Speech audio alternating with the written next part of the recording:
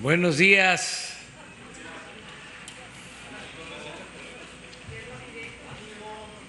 Ánimo. Muy buenos días. Estamos en Palenque, Chiapas. Aquí celebramos la reunión de seguridad desde las 6 de la mañana. Nos reunimos con el ciudadano gobernador Rutilio Escandón Cadenas, nos reunimos con los responsables de la seguridad en Chiapas, integrantes de la Guardia Nacional, de la Secretaría de la Defensa, de la Secretaría de Marina, de las instituciones que todos los días se reúnen aquí en Chiapas, como se hace en todo el país. Lo mismo que nosotros llevamos a cabo, de reunirnos de 6 a 7 de la mañana para ver lo que sucede a nivel nacional, recibir el reporte, el parte de delitos y de todo lo que se presenta en el país, lo que sucede en el país, así también se replica en cada estado. Y el propósito es que se haga en cada región. Vamos a tener ya el año próximo las 266 coordinaciones territoriales y van a ser 266 sedes de la Guardia Nacional. Vamos a tener un despliegue de cerca de 150,000 elementos que van a estar muy cercanos a la gente para garantizar la paz y la tranquilidad en nuestro país. Ese plan continúa llevándose a cabo y ya se celebran, repito, estas reuniones diarias en los estados.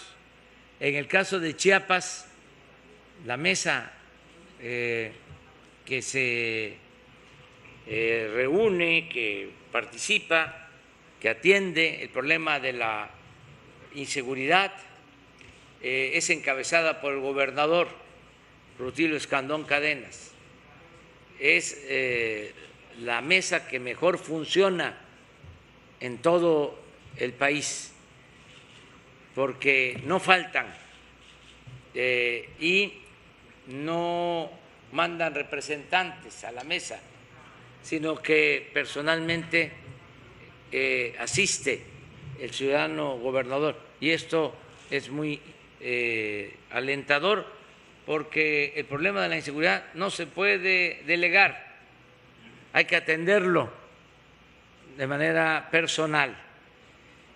Por eso en Chiapas hay buenos resultados, porque el gobernador está participando.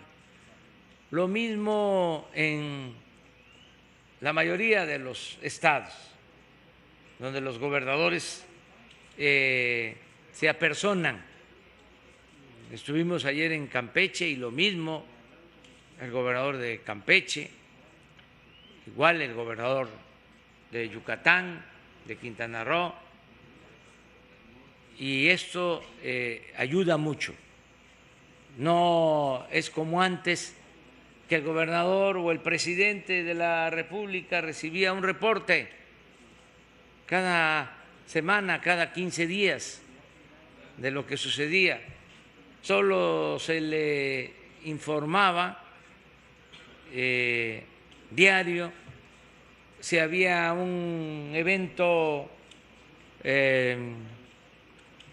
trascendente por su peligrosidad, si detenían a una banda, si había desgraciadamente pérdidas de vidas humanas, una masacre. Entonces se le pasaba una tarjeta.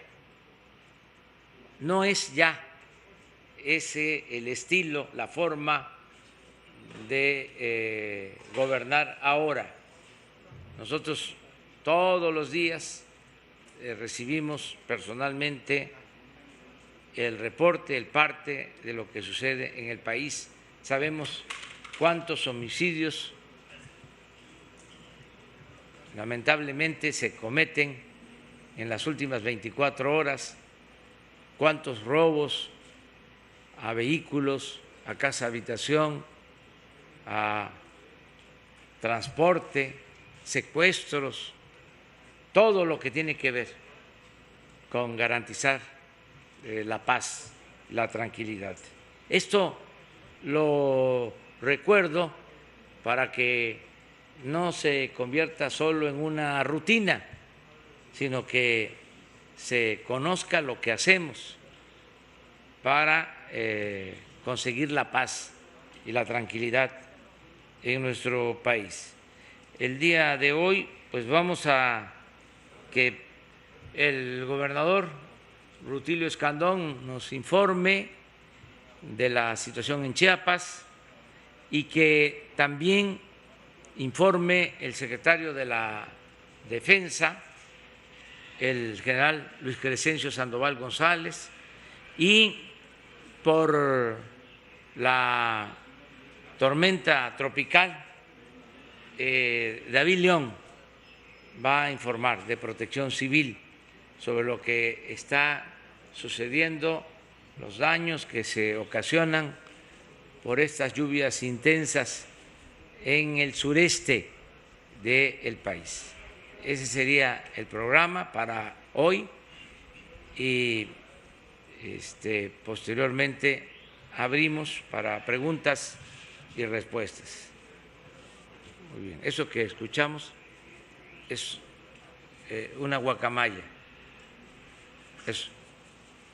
Eso solamente aquí, en Palenque, se escucha. Porque ya no habían guacamayas, estaban en vías de extinción y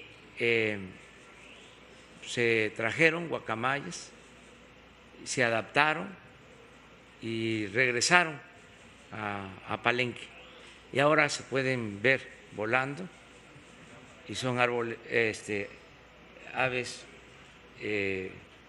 bellísimas, las guacamayas que antes había y comían una frutita que también sirve para hacer un dulce muy rico. La fruta es el guapaque. Entonces, tiene como una pulpa, una corteza,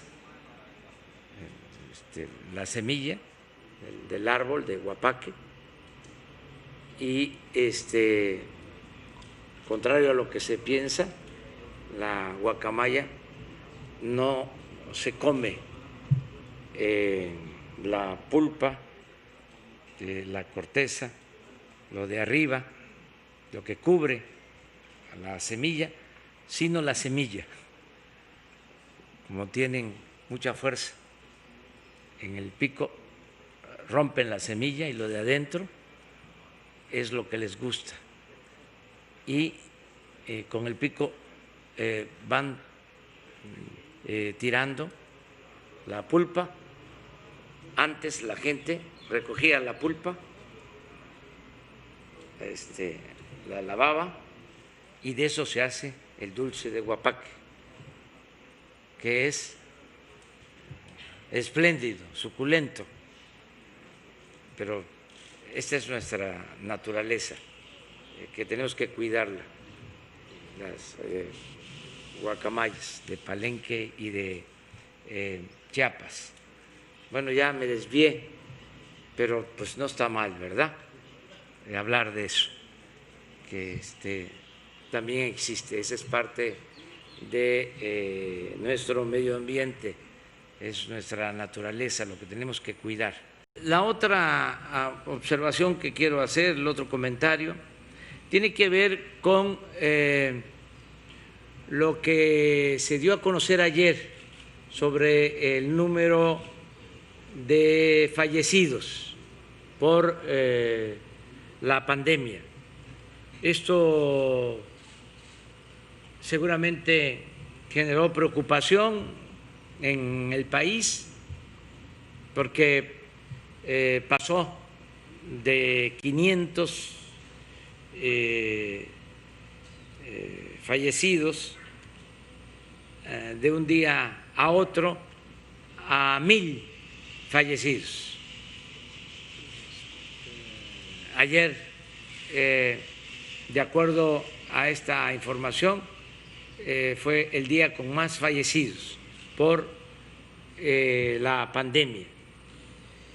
Quiero informarle a todo el pueblo de México que esto ocurrió porque se hizo un ajuste en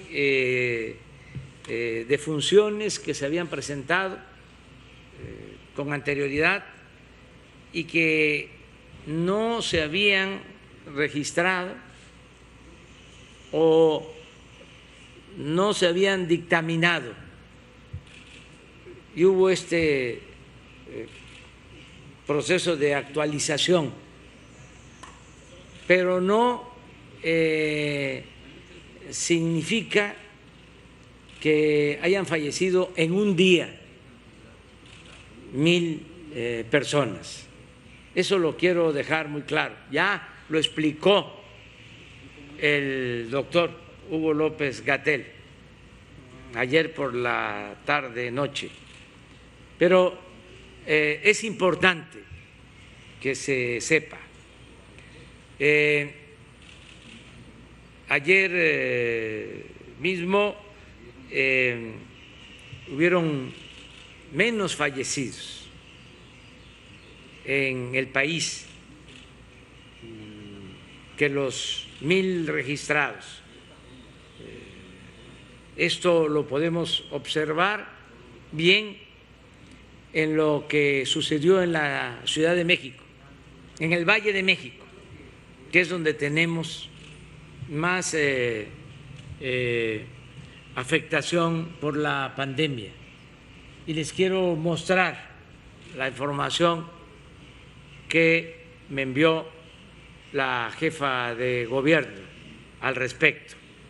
Quiero mostrarla a todos los mexicanos. Lo hago para que no nos alarmemos, para que se conozca la realidad, para aclarar las cosas. Desde luego, no se trata de relajar la disciplina, se trata de seguirnos cuidando, de seguir manteniendo la sana distancia, de no salir de la casa si no es para lo fundamental, para lo indispensable, pero también que no haya psicosis, que no haya miedo, que no haya temor, que al mismo tiempo también no hagamos caso al amarillismo. El periódico Reforma hoy dice que México está en el tercer lugar en fallecimientos en el mundo, y eso es rotundamente falso. Están actuando por la animadversión que tienen a nuestro movimiento, a mi persona, al proceso de transformación. Están actuando de manera alarmista e irresponsable. están actuando de acuerdo a la máxima del AMPA del periodismo de que la calumnia cuando no mancha tizna. Es muy lamentable que esto pase en estos momentos, cuando se requiere de profesionalismo, de objetividad, independientemente de nuestras diferencias políticas, ideológicas. El Reforma es un periódico que representa el conservadurismo de México y del mundo, y por eso no están de acuerdo con lo que hacemos, con el cambio que se está llevando a cabo, porque ellos protegían a grupos de intereses creados, siguen protegiendo a grupos de intereses creados. No hay que olvidar que el Reforma surgió durante el gobierno de Carlos Salinas de Gortari y ahora están molestos porque no se permite la corrupción, no se permite la impunidad y ellos quieren mantener el régimen de privilegios, de corrupción, de impunidad, de injusticias. Entonces, por eso están desesperados y son capaces de inventar noticias. Y esto lo considero como falta de profesionalismo, sobre todo porque producen alarma, inquietud, miedo, y el pueblo no merece ser tratado de esa forma. Todos tenemos que actuar con responsabilidad. Les comentaba lo de esta gráfica. Esto es la zona metropolitana. Este es el día 3 que se reporta con más de 1,000 fallecimientos. ¿Qué hay realmente el día 3 en la zona metropolitana del Valle de México? Hospitalizados en general 6,362. Un día antes 6,382. Es decir, una disminución mínima, pero disminución. Del día 2 al día 3. Lo verde son los no intubados, hospitalizados no intubados, de 4,900 a 4,872. También una pequeña disminución. Luego, intubados. Aquí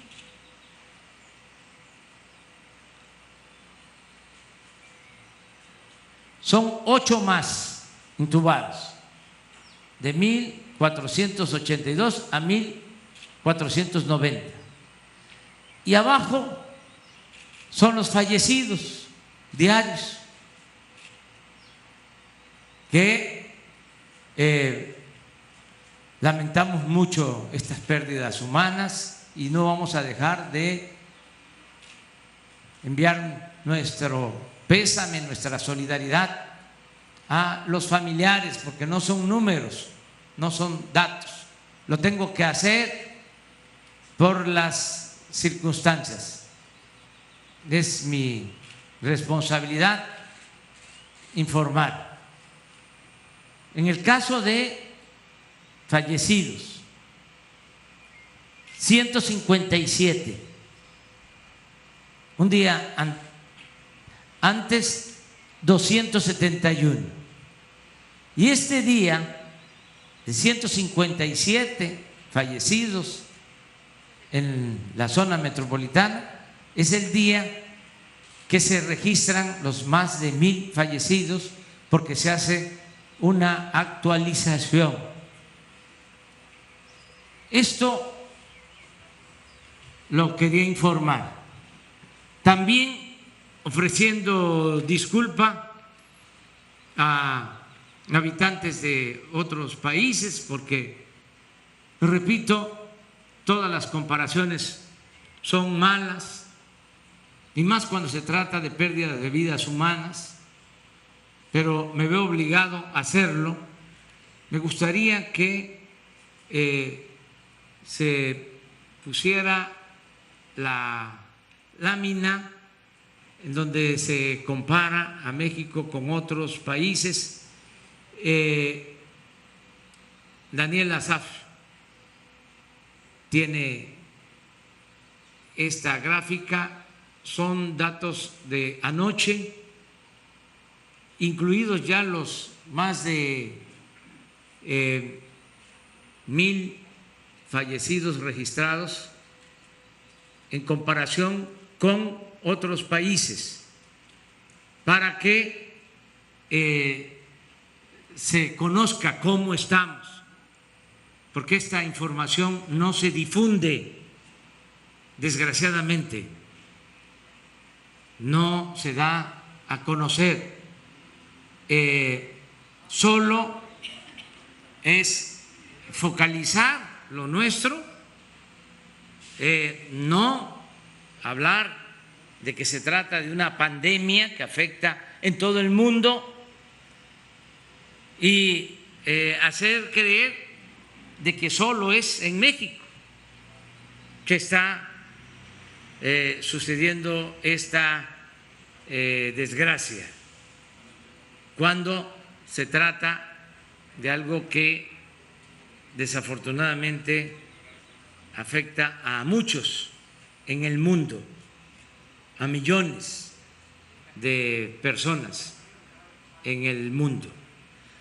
Entonces, quiero que, de acuerdo a la información de lo que sucede en otros países, se ubique cómo estamos en México. Y si tenemos estos resultados, quiero subrayar, señalar que se trata del buen comportamiento de la gente, que es fruto del buen comportamiento de la gente, de los mexicanos que se han quedado en casa, que nos estamos cuidando, sobre todo que se está cuidando a la población más vulnerable. En México ha sido excepcional el cuidado a los adultos mayores, desde luego mucho mejor que en otros países. En México nosotros, como lo he dicho, hemos tenido problemas por las enfermedades crónicas que se padecen: hipertensión, diabetes. Eso es lo que nos ha afectado en esta pandemia. Pero la población adulta mayor, nuestros ancianos, se han protegido, y los ha protegido la familia que los cuida, y eso es muy importante. Esta es la gráfica o el cuadro que quiero mostrarle de lo que está pasando en el mundo. No sé si puedan bajar.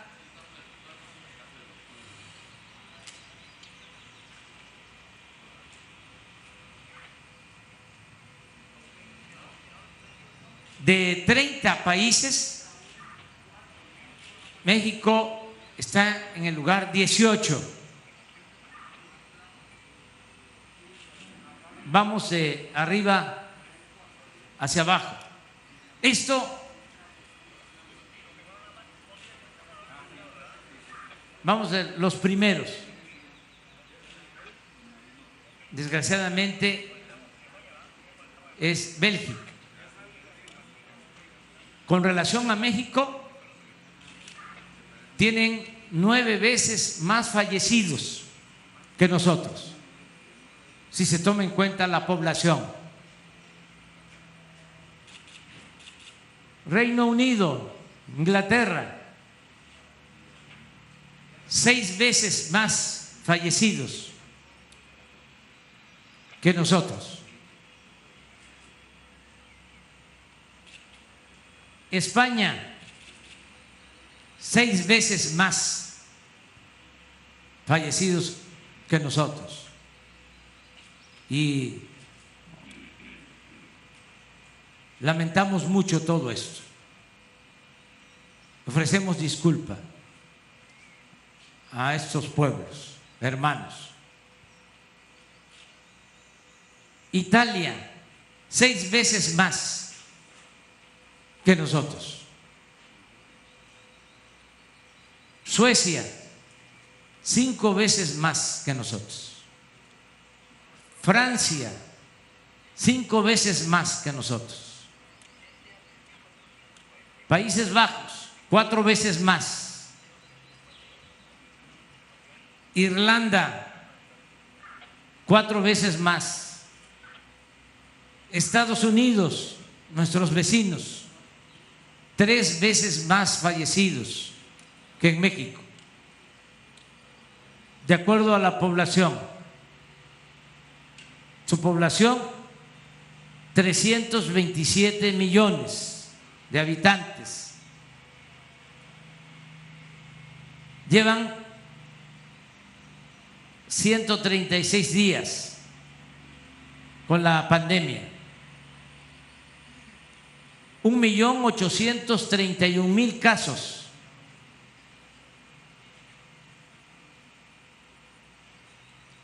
Casos por millón de habitantes, 5.599.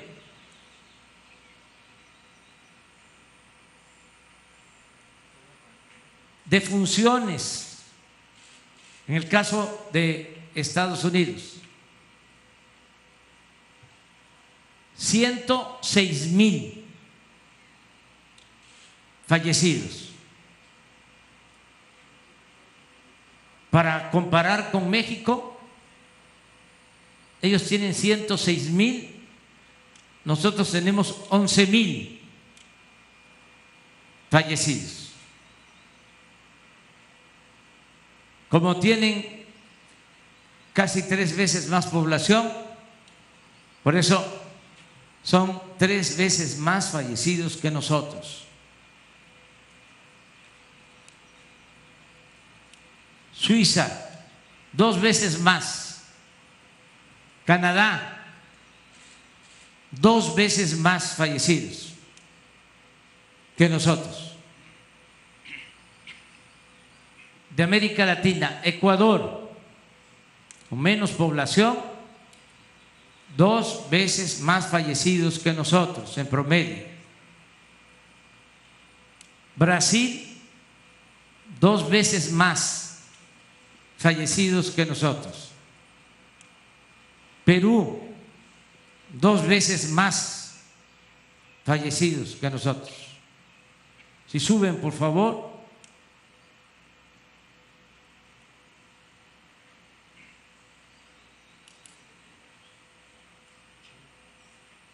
Portugal, 2 veces más fallecidos. Alemania, más fallecidos que nosotros. Nosotros tenemos 92.9 por millón, ellos tienen 103 fallecidos por millón. Irán, 97 por millón y nosotros 92.9 por millón. Esto es incluida la cifra de más de 1,000 de ayer. Es importante saber lo que está sucediendo en el mundo, porque se está trabajando, mucha gente está arriesgando su vida para salvar la vida de otros en hospitales, médicos, enfermeras, y no podemos caer en una actitud derrotista, fatalista. Tenemos que salir adelante como vamos a salir. No quiere decir que ya no tengamos la pandemia, sí, y es terrible y causa pérdidas de vidas humanas y dolor,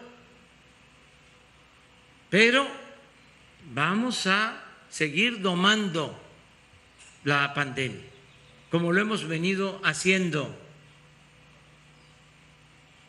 Un problema muy grave, muy delicado, se ha venido atendiendo con responsabilidad, por el buen comportamiento del pueblo, por la entrega de médicos, de enfermeras, de trabajadores del sector salud.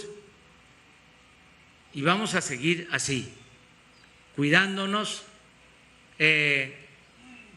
no relajar la disciplina, mantener la sana distancia y cuidarnos hasta que se tenga la vacuna.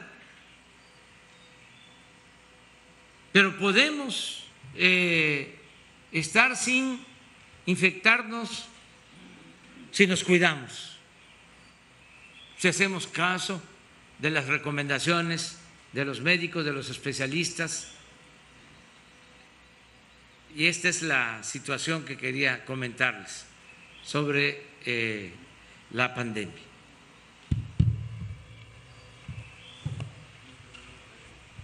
Presidente, buenos días. Benito Jiménez, del periódico Reforma.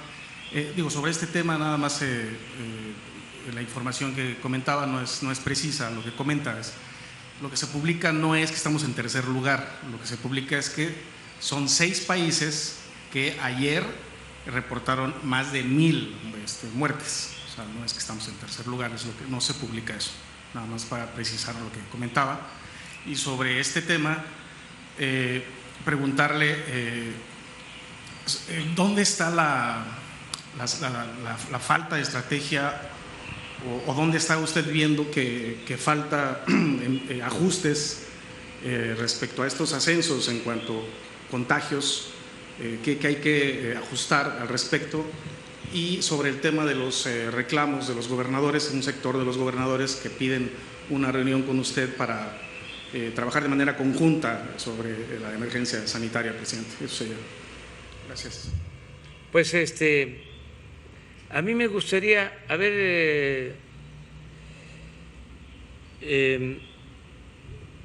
vamos a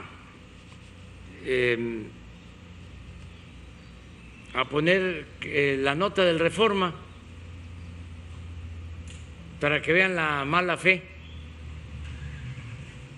o como se dice coloquialmente, la mala leche. Sí, pero hay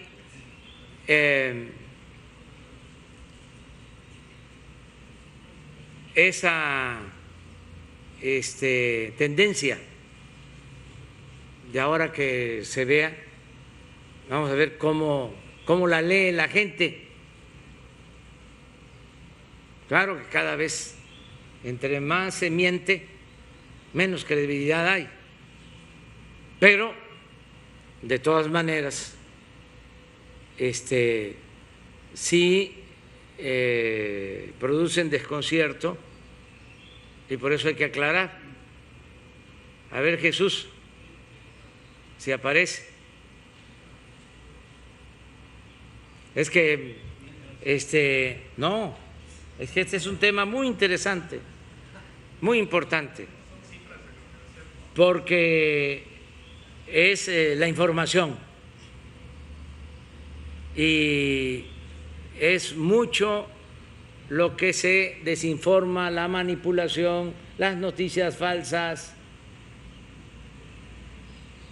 y sirve para que vayamos entendiendo cómo se comportan los medios. Hay quienes cumplen con su responsabilidad de informar con objetividad, con profesionalismo, y hay otros que actúan de manera tendenciosa por los intereses económicos, los intereses de grupos, intereses creados. Entonces, sí es importante saber esto. Y no es contra ti, tú eres un periodista que mereces todo nuestro respeto. Son los machuchones, los de arriba, ellos son los que tienen un departamento de análisis, corte y confección, que es donde arreglan todo esto.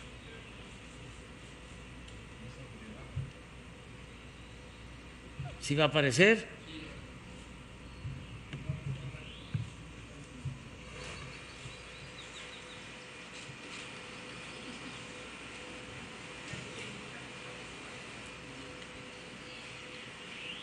Aquí está.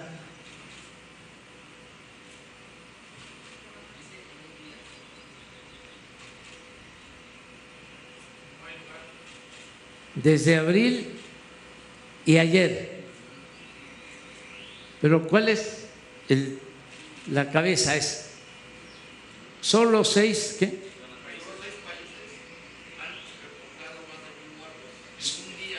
Solo 6 países han reportado más de 1,000 muertos en un día.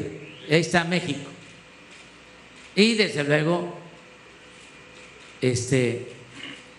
con letras rojas. Sí, pero pues eso se da como conviene, es a modo, ¿sí? Pero sí es la intención de alarmar. Se explicó ayer el porqué de los 1,000 fallecimientos, pero no aparece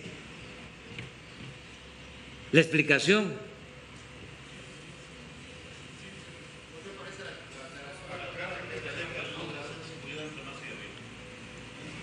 ¿Cómo?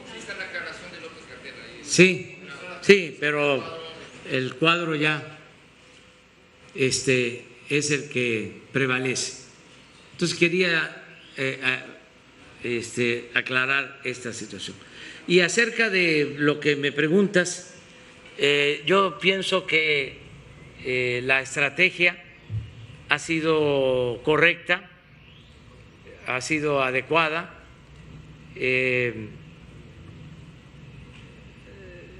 Tuvimos la suerte de que no nos pegó primero la pandemia y eso nos permitió prepararnos, que no nos faltaran camas, que se pueda hospitalizar a todos los enfermos. No se tenían ventiladores suficientes, se adquirieron, no se tenían los especialistas También se contrataron especialistas. Hemos contratado ya cerca de 50,000 médicos, enfermeras en estos meses, y eso nos permitió pues estar preparados, no tener problema de saturación en hospitales. Porque al lado dice la nota de a la deriva, lo de la emergencia.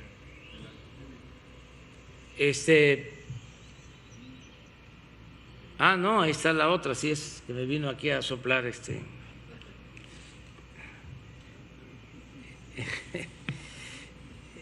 Miren la otra nota del Reforma, a la deriva.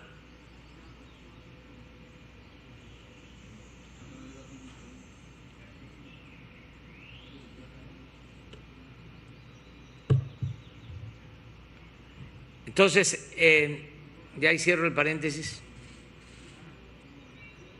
pero así está el Universal también, o sea, no tanto, pero ahí se van, y así otros. Nunca se había atacado tanto a un gobierno como ahora, en los periódicos, en la radio, en la televisión.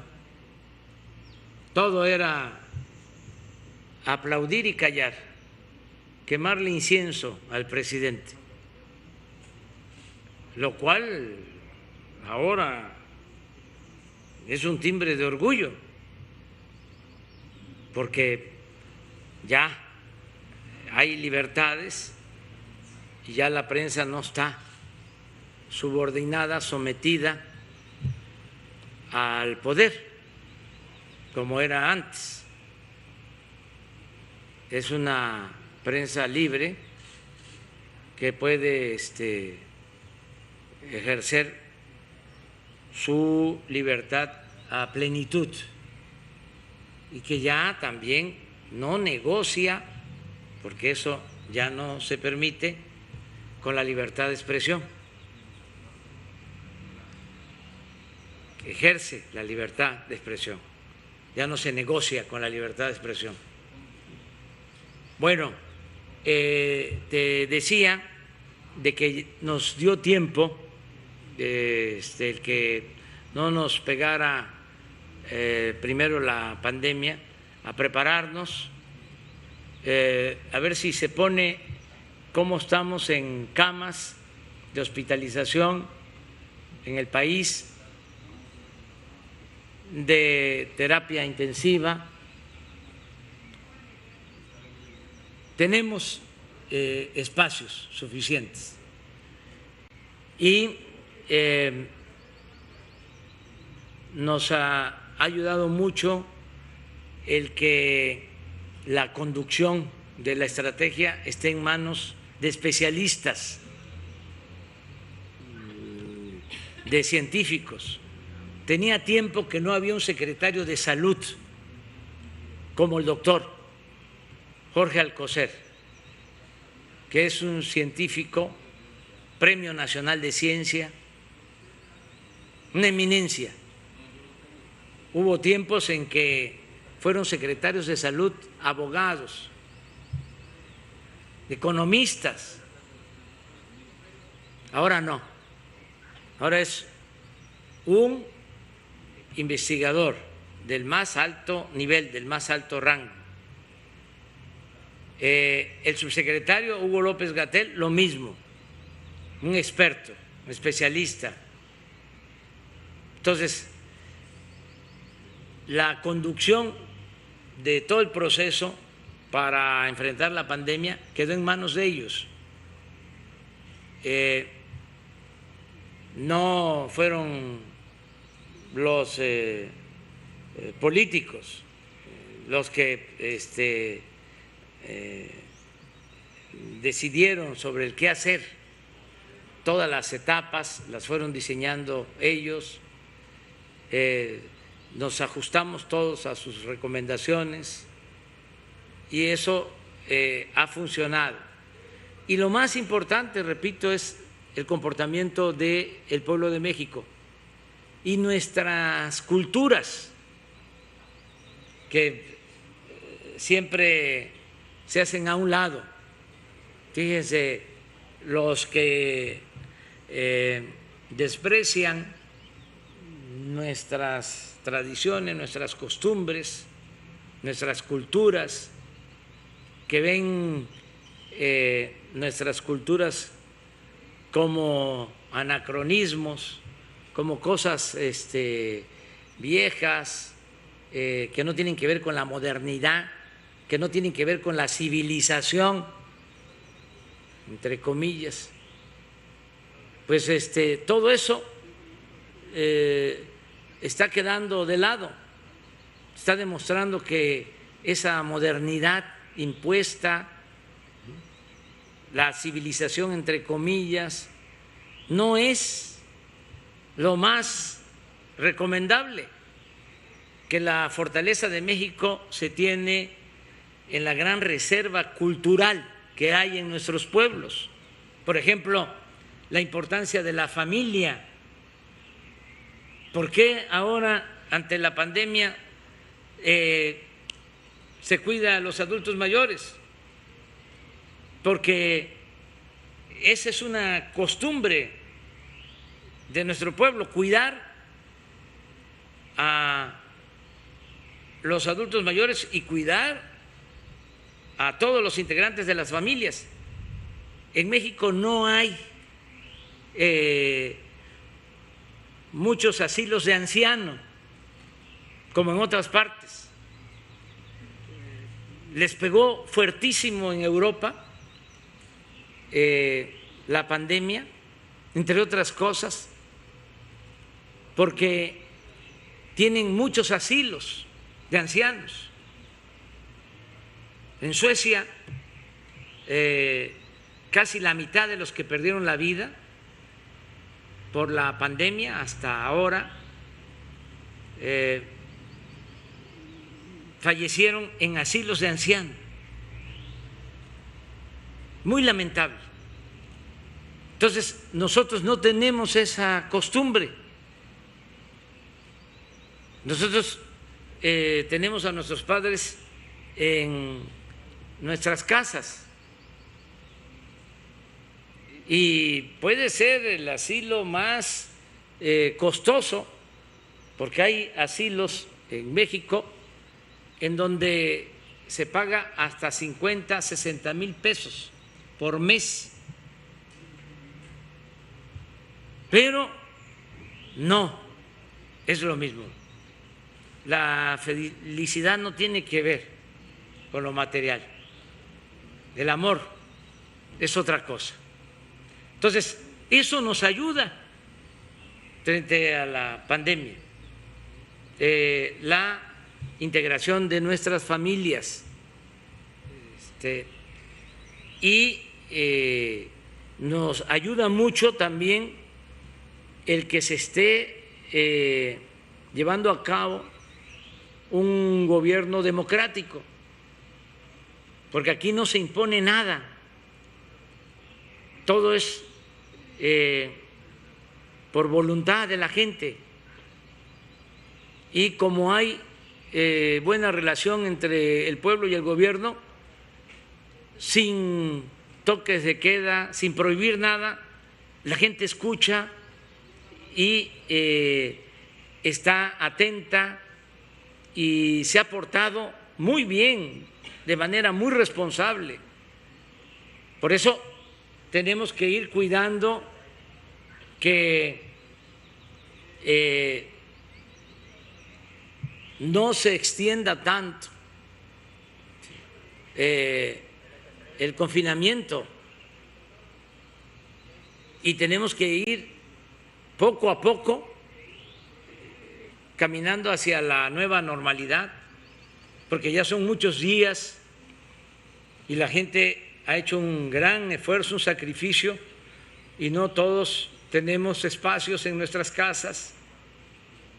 La mayoría de la gente vive en espacios muy reducidos, hay hasta hacinamiento, por la necesidad, por la pobreza y sobre todo, pues no es lo mismo si tenemos asegurado un sueldo cada semana, cada 15 días, cada mes, a tener que buscarnos la vida diariamente.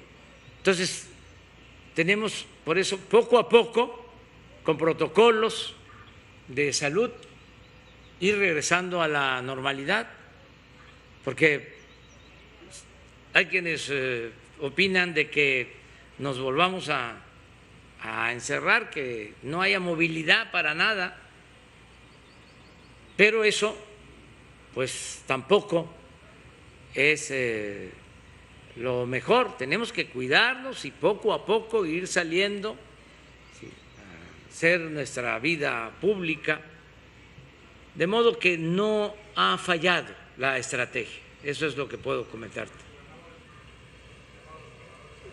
Se portan pues con mucha responsabilidad los gobernadores. También eso ayuda mucho. No solo los gobernadores, los presidentes municipales, como Carlos Morelos, que está aquí, presidente municipal de Palenque, pueden ser de distintos partidos, pero actuamos de manera coordinada. Nosotros no nos vamos a pelear con los gobernadores. Cada quien tiene su responsabilidad y estamos buscando la unidad. Hay, desde luego, ya lo dije, diferencias porque los que se mantuvieron en el poder durante 36 años, pues no quieren que nos vaya bien. El neoliberalismo duró 36 años, entonces no es poco tiempo. Crearon hasta escuelas. Entonces ahora o están desconcertados o enojados por todo. Es lo que pasó en el Porfiriato. Fueron 34 años, pero acá fueron 36. Entonces, esto tuvo que ver con la economía, tuvo que ver con la educación, tuvo que ver con los medios de comunicación, y todo eso es lo que se está reacomodando. Entonces, lleva tiempo, es un proceso de transición. Yo celebro que haya oposición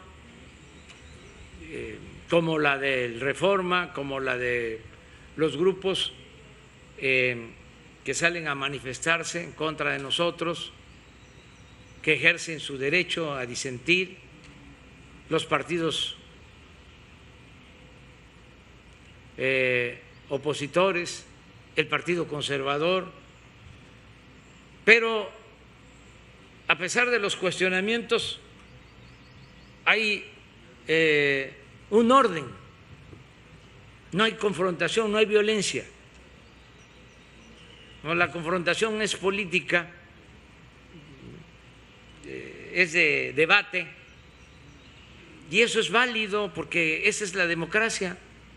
Antes no se podía hacer ningún cuestionamiento, no se podía tocar al intocable. Ahora ya no. Les enojan nuestros adversarios que yo utilice mi derecho de réplica, pero eso es parte también de la democracia. Entonces, son mensajes de ida y vuelta, y con respeto no pasa absolutamente nada. Así seguimos. ¿Y cómo resolvemos diferencias? Con el método democrático. Ya vienen las elecciones el año próximo,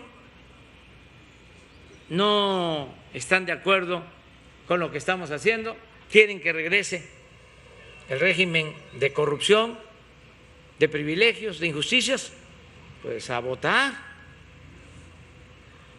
para que se regrese al pasado, para que se vuelva a lo que había. No están de acuerdo, quieren seguir impulsando la transformación, también, adelante, vámonos. Pero ese es un voto. No hace falta insultar a nadie, agredir a nadie. El mejor sistema político es el democrático, porque ahí la gente decide, la gente manda y cuenta lo mismo el voto de un potentado que de un indígena, de un campesino. Cuenta lo mismo el voto de una mujer que de un hombre, cuenta lo mismo el voto de un joven que de un anciano, cuenta lo mismo el voto de un científico o de un artesano. Es igualdad la democracia. Presidente, hace unas semanas la Organización Panamericana de la Salud e incluso la OMS han alertado a los países latinoamericanos, incluido México, que están regresando hacia una normalidad, a que lo hagan con mucho cuidado y porque esto puede traer un rebrote en los contagios y a la vez puede generar un panorama mucho más negro en los aspectos económicos. En dado caso, sugiere que los gobiernos que planteen un regreso acelerado a la normalidad, pues se doten de más pruebas para detectar a la población susceptible de contagiarse del coronavirus. La pregunta es, ¿cuál es, a partir de esta recomendación que hacen las organizaciones de salud, cuál es la estrategia de su gobierno en cuanto a la adquisición de pruebas para detectar el coronavirus? ¿Se va a acelerar en los próximos meses, días? Vamos a seguir actuando de la misma forma sin prohibir de que el que quiera hacer las pruebas rápidas, como se les llama, pueda hacerlo. Nosotros, de acuerdo a los especialistas, pensamos que la manera en que se hacen las pruebas en México es lo más adecuado, lo más correcto, pero no nos oponemos a que haya otro tipo de pruebas. Ahora que se está iniciando la actividad económica, poco a poco, con protocolos, en las empresas automotrices, en donde se llevan a cabo estas pruebas, en sus oficinas matrices, en sus países de origen, se les está pidiendo que actúen igual en el caso de las plantas establecidas en México y se hacen estas pruebas. También está demostrado que hay un porcentaje de falta de eficacia en la aplicación de las pruebas, es decir, que no siempre resultan ciertas, pero no está de más. Hay muchos que se hacen esta prueba rápida, salen positivos y van después a hacerse la prueba con las características más seguras y se ratifica, es decir, que sí están positivos. O sea, y esto ayuda, ¿sí? Sobre todo por el tiempo, porque se entregan con menos tiempo. En otros casos no es así, se hace la prueba, salen positivos y luego la prueba más minuciosa y salen negativos. Pero, en fin, no nos oponemos a eso. El gobierno ya tiene una definición de acuerdo a lo que nos recomiendan los expertos.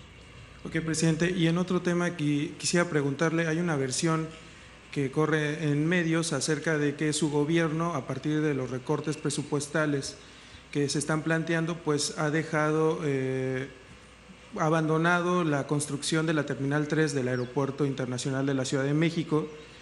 Cabe señalar que la ampliación de la terminal pues es parte del proyecto aeroportuario que usted está proponiendo a partir de la cancelación del aeropuerto de Texcoco. Si usted nos podría confirmar si se ha terminado con… No es cierto, sí, se va a terminar la ampliación del aeropuerto actual de la Ciudad de México y se sigue construyendo, de acuerdo al programa, el nuevo aeropuerto Felipe Ángeles, que lo vamos a inaugurar el día 21 de marzo del 2022. Se va a inaugurar ese nuevo aeropuerto.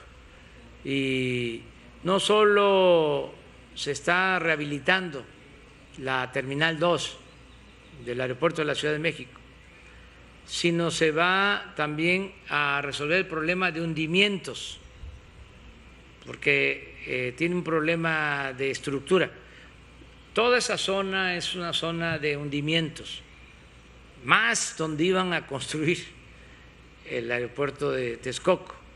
Ahí pues es fango, ahí la tierra firme está a 30, 40, a 50 metros de profundidad, y ahí querían hacer el aeropuerto. Ahí, si ustedes transitan de la Ciudad de México a Texcoco o a la autopista que va a Pachuca por la zona del aeropuerto, pues ahí hay hundimientos permanentes en las carreteras, que es una zona de hundimientos. De por sí la Ciudad de México se hunde constantemente.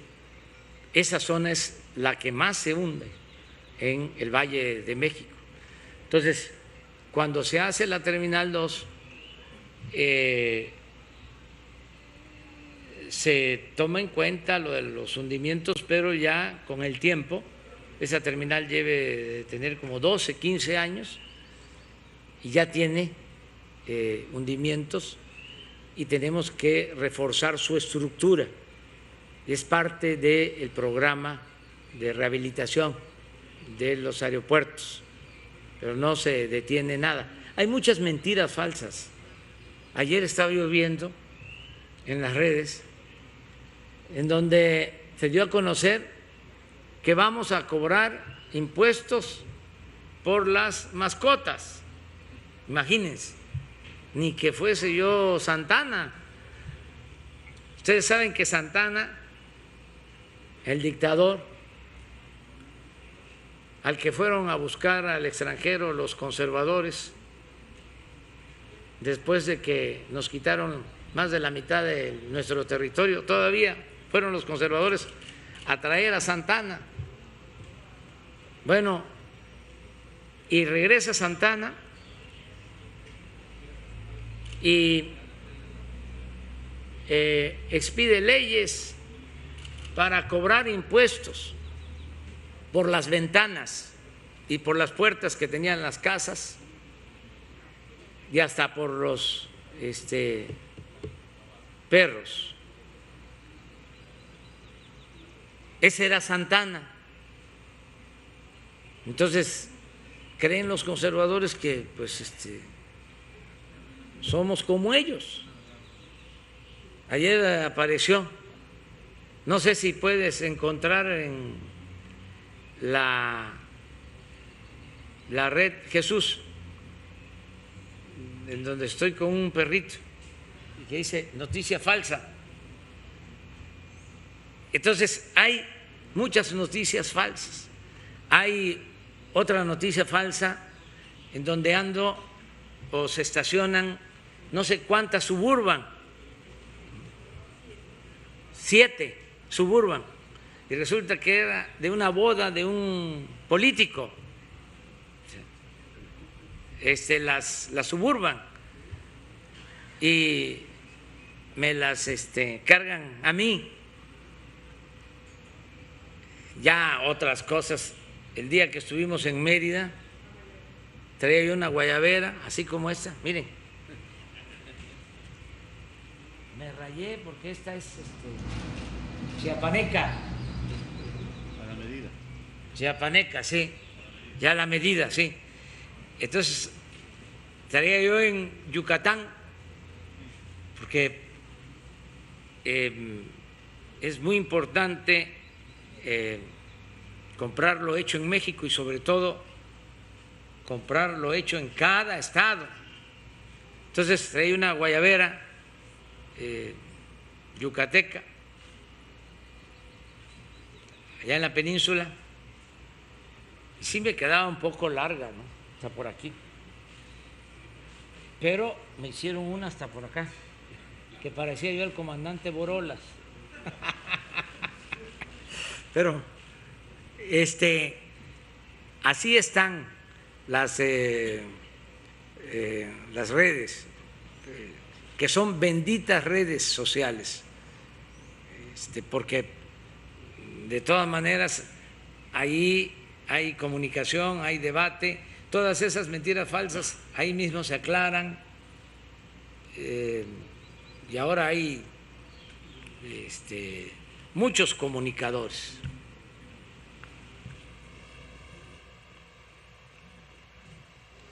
Gracias, señor presidente, gracias, secretarios, directores, coordinadores, gobernador, buenos días, Arturo Páramo, Grupo Imagen. Señor, para comentarle algo que se me quedó pendiente ayer, que quería preguntar, nosotros publicamos que de acuerdo con el INEGI se requiere la creación de millones de empleos, 33 millones de empleos, para poder revertir la situación en la que se encuentra México. Obviamente, no se refieren solamente a los que se han perdido en estos meses, se refieren a los que ya se estaban rezagados, para los que perdieron empleo formal, para los que perdieron un empleo informal o que estaban a la búsqueda de un empleo formal y mientras se estaban dedicando a otra actividad informal, y para los que se están sumando al mercado laboral. El plan de usted, recuerdo que eran la creación de cerca de 2 millones de empleos. Señor, ¿cómo se puede generar más actividad económica que genere más empleos todavía y poder revertir la situación en la que ya estábamos y que vino a agudizar la pandemia?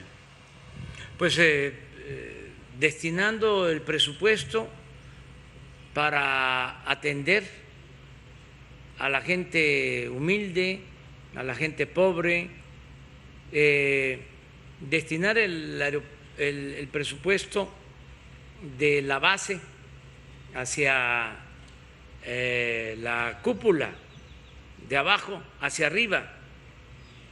¿Qué es lo que estamos haciendo? Miren, nada más aquí, en Chiapas, 80,000 sembradores tienen empleo, obtienen 5,000 pesos mensuales, 4,500 se les entregan y 500 van a quedar de ahorro para que el programa Sembrando Vida se mantenga hasta el 2025. Pero son 80,000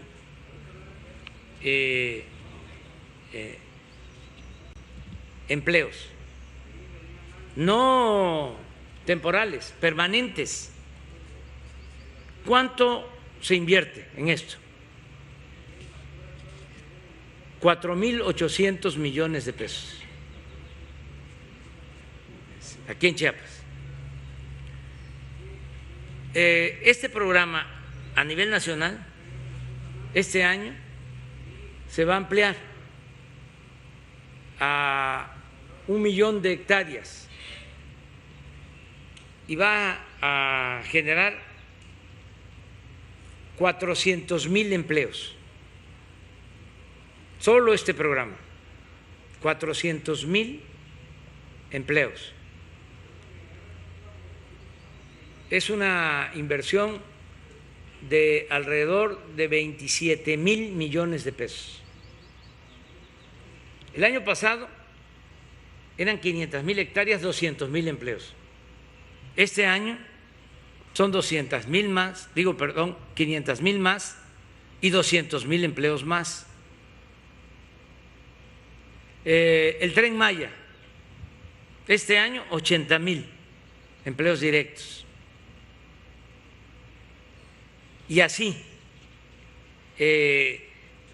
la escuela es nuestra, aquí en el caso de Chiapas, 14,437 escuelas, 14,437 escuelas están recibiendo directamente su presupuesto para mantenimiento.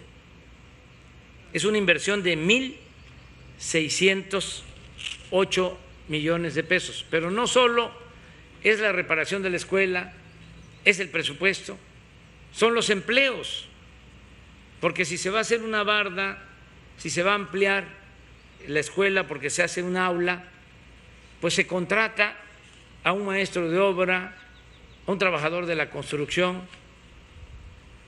Entonces, de esta forma, nosotros este año vamos a crear 2 millones de nuevos empleos. 2 millones. El Seguro Social informa que por la pandemia hasta ahora se han perdido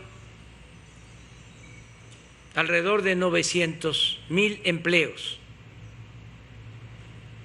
¿Por qué tengo confianza?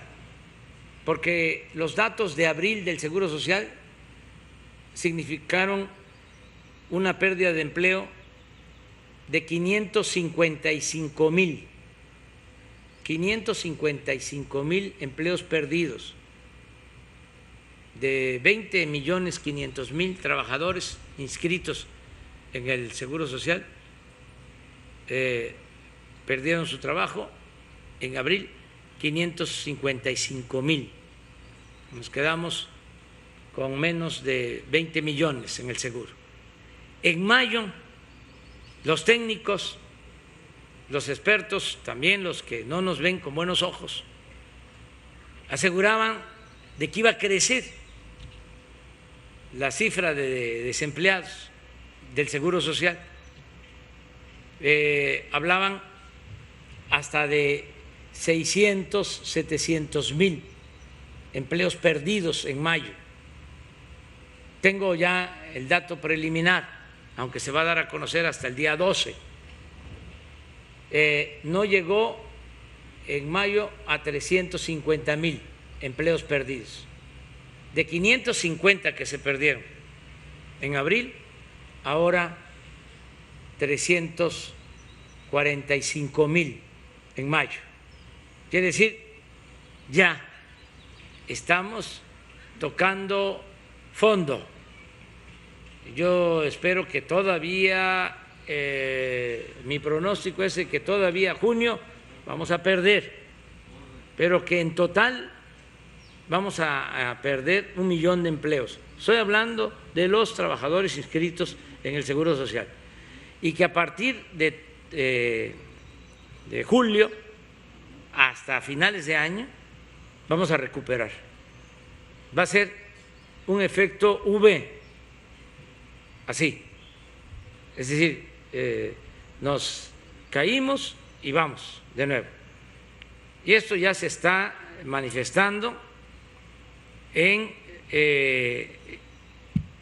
la apreciación del peso, que llegó a más de 25 pesos por dólar y ahora estamos a 22 y un poco menos. Ayer estuvimos a menos de 22 pesos por dólar. Ya la depreciación del peso desde que estamos en el gobierno es solo del 7%, cuando habíamos llegado a el 20-25%. Entonces hay una recuperación. Lo mismo en el caso de remesas. En fin, tengo confianza de que vamos a recuperarnos pronto. De la pandemia, respecto a ello también le quiero hacer varios datos, quiero exponerle para conocer su opinión. Primero, Claudia Sheinbaum, la jefa de gobierno, ya dice que ayer en su conferencia de prensa que si es necesario, si no baja, si no cede la pandemia, porque los datos incluso que usted nos colocó hace un rato es muy constante, no baja, literalmente estamos en la parte más alta de la pandemia en la Ciudad de México. Si no baja, si no cede, no se va a poder regresar el 15 de junio o se está analizando la posibilidad de ir más allá en este levantamiento de las restricciones a la actividad.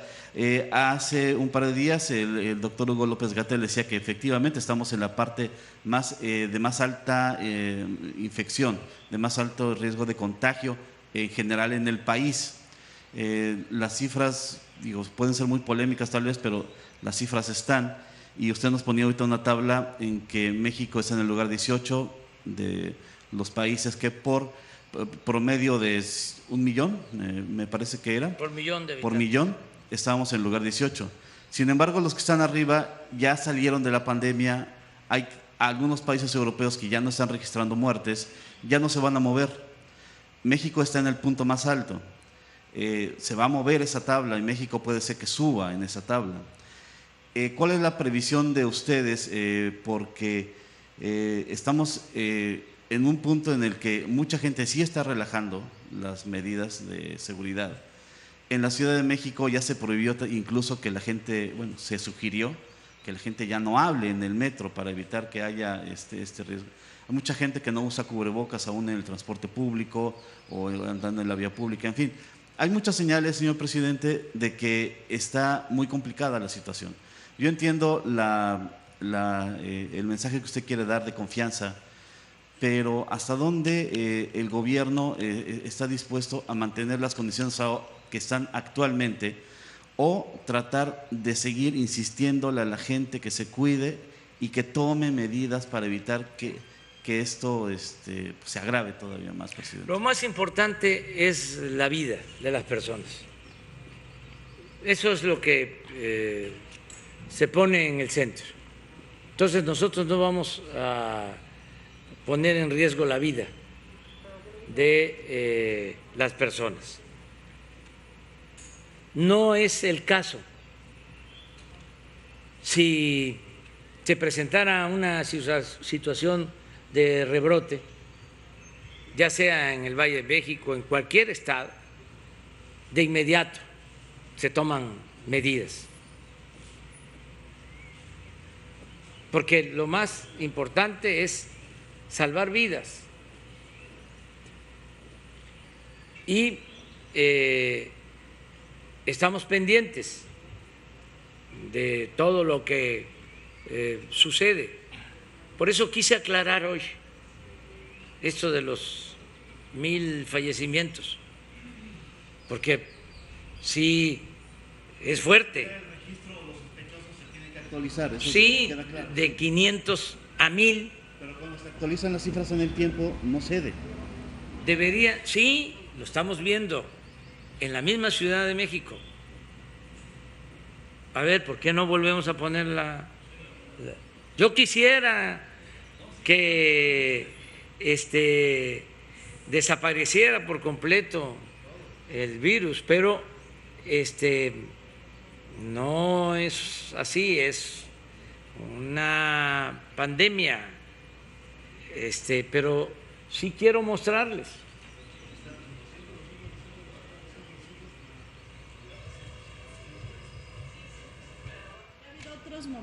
también con bajo Sí, es número que- de fallecimientos, ¿no? Sí. Y arriba los que están intubados, ahí sí es constante. Pero de aquel lado. Y es más o menos la mitad de la gente. Sí, pero la proyección que tenemos de los especialistas, la proyección original en el número de hospitalizados era de 10,000. O sea, nosotros nos guiamos por lo que nos dicen los especialistas. Desde luego, tenemos que mantener las medidas de sana distancia, cuidarnos, pero esta es una gráfica aplanada. Esto no es lo que sucedió. Vuelvo, ni modo, a las comparaciones. Esto no es Nueva York.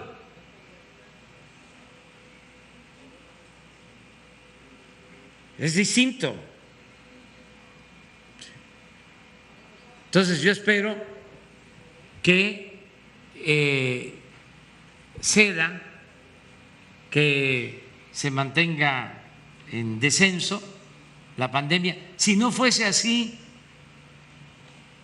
pues vamos a tomar las medidas que se necesiten y no tenemos mayor problema porque la gente, a pesar de que ya lleva tiempo en el confinamiento,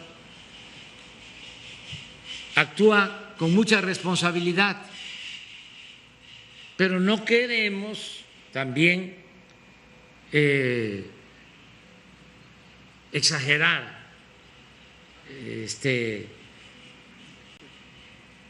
pedir más sacrificios de los necesarios. Entonces, es buscar un equilibrio, poniendo siempre por delante el que no se pierdan vidas humanas. Está estable. En el caso de la ciudad, sí, y de acuerdo a las proyecciones, se piensa que va a haber un descenso. Hay una gráfica, ¿no tienen la gráfica de la Ciudad de México? Una proyección. Sí, sí.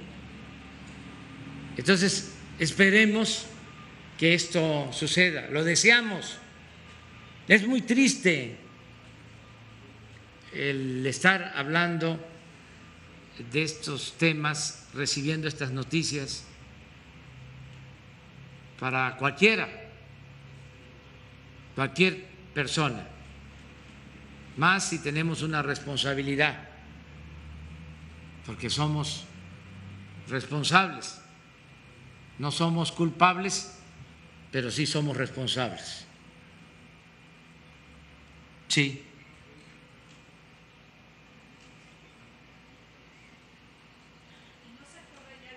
De que se convierta en Nueva York si ahorita la gente se relaja como está pasando y que se pueda disparar el contagio? No, porque ya no,